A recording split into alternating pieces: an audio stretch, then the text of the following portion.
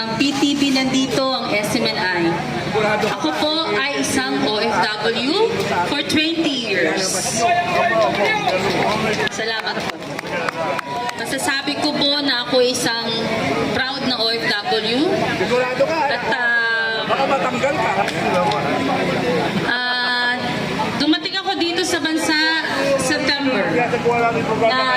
Naranasan ko yung, nakita ko yung siege ng KOJC. I'm a Roman Catholic, but hinahangakong ko ang katapangan ng mga taga Davao because my father and my mother is a Bisaya.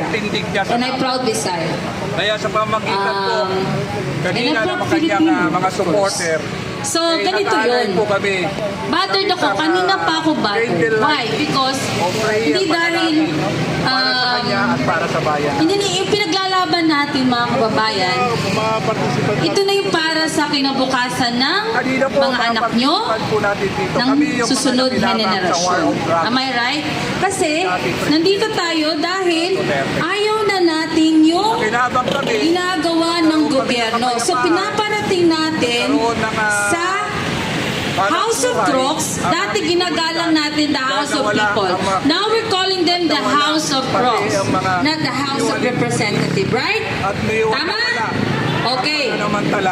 Laki ng noon, ginagalang natin sila dahil ngayon hindi na. So given na yon, nandito tayo, tumitindig dahil tayo ay may prinsipyo. May prinsipyo tayong bawat isang Pilipino. Ha? Prinsipyo pinaglalaban natin. Nangangailangan o ang ako na Kaming mga OFW kumakatawan on behalf of OFW around the world and all the immigrants. We have the big contribution of this country, right? Am I right? Yes. With our remittance in your individual taxpayer of this country, right? Laki ng contribution nyo. Tayong lahat. Ikaw. Kayong lahat. Nandiyan, mga businessman. Lahat tayo. Ngayon, nararamdaman nyo ba na tayo ay may Pangulo? Wala. Wala din natin nararamdaman. So ngayon, anong dahilan nila? Gurgurin ang mga Duterte? Pabaksakin sila. Pero hindi din mangyayari yan dahil nandito tayo kay Inday Sara, sa ating minamahal na BP Sara at kay Pangulong Duterte. Right? So, tumatayo tayo ngayon. Tumatayo tayo dito dahil tayo ay Pilipino. Pinaglalaban natin ang bayan nating minamahal at ang ating pamilya na ayaw natin na malugmok sa kahirapan. Ang mga Pilipino, pinaparating natin. May mga tao pa rin na sarado pa rin ang pag-iisip. Tama? Sarado pa rin sila hanggang ngayon. So ngayon, pararating natin through your social media platform. Itong mga vloggers sa harap nyo ngayon, andito ang SMNI na lagi kapartners natin sa pagbabalita na sinasama tayo ever since to the end. No? Ayan. Diyan tayo naniniwala. Only the mainstream media ang SMNI. And the Net 25 and sino kumakatawan, sino may prinsipyo na mainstream media. I never mention other mainstream media. Pero alam nyo na kung sino yung bayaran. Right? Ganito. Yung mga pahayag ni Inday Sara ay pahayag ng isang kaibigan, isang BP Sara na nagmamahal sa atin, tumitindig sa atin. We salute you, BP Inday Sara, dahil nandiyan ka para sa aming lahat, para sa mga Pilipino.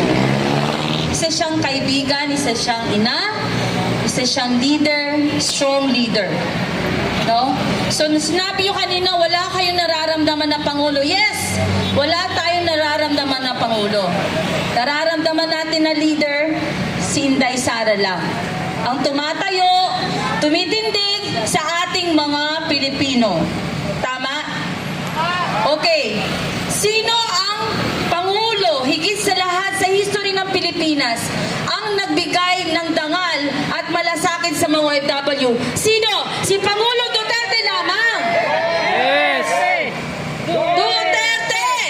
Duterte! Duterte!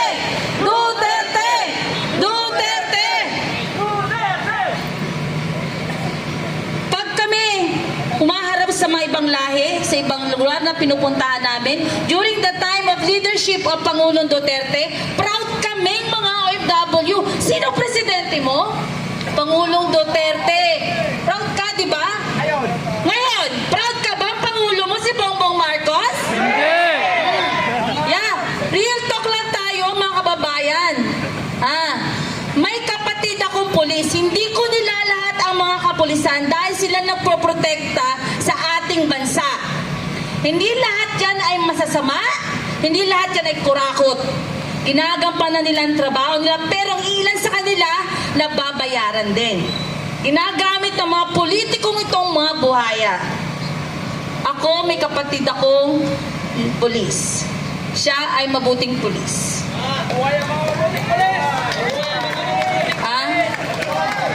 Huwag natin, sila ay nandyan para sa atin. Pero hindi lahat. Ang iba sa kanila ay nagagamit ng mga politikong buhayang ito. Yun ay real talk lang. Kasi yun ang totoo. Diba? Dahil ano? Sa pera, greedy, sa pangyarihan, diba? Si Martin Romualdez, tambaluslos. Kaya tambaluslos, lahat sila tambaluslos, mga kapatid. Hindi lang si Tamba, hindi lang si Martin Romualdez. Ang kapal ng mukha niya, hindi siya binoto ng milyong-milyong Pilipino. Nanalo lang siya sa district niya at alam niyo paano siya nanalo? Dahil galing na sa bibig ni Inday Sara, kaya siya nanalo dahil sa pera, sa power, pananakot, sa mga katunggali niya.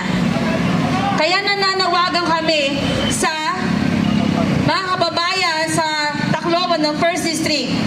Nene Bacale, iboto niyo siya. Siya ang papatumba kay Tambaluslos, kay Martin Romualdez.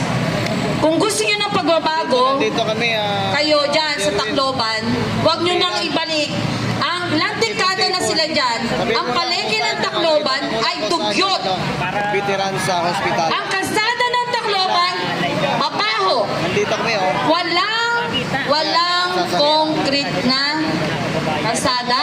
Saan yung ano? Walang maayos na parking. Paputik. Veteran sa hospital. Malapit na kayo dito. Yan ang sinasabi. Paulit-ulit namin sinasabi sa mga live namin. Kasi vlogger din ako, OFW vlogger din ako. Sinasabi namin sa every time live namin, ito, yung mga yan. I-follow nyo lahat sila. I-follow yung mga vlogger na yan, mga political vlogger na yan. At ito pa.